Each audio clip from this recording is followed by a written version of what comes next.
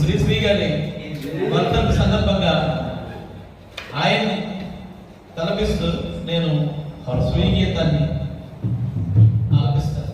ఆలపించే ముందు చిన్న అనుభోద్గాత్మ ఆ పాటని.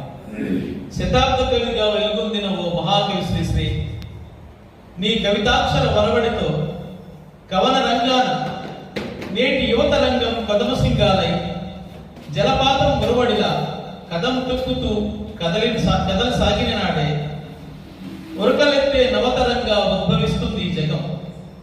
అప్పుడు అదే నేను కల్పించే స్వచ్ఛమైన సత్యమైన స్వేచ్ఛ అయిన ఘన నివాళి అవుతుంది. అయితే ఈ పాట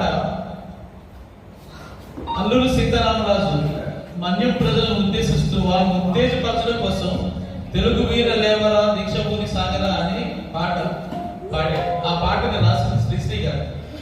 అదే బాణీలో శ్రీశ్రీ గారి మీద నేను రాసిన పాట పాడి వినిపిస్తాను.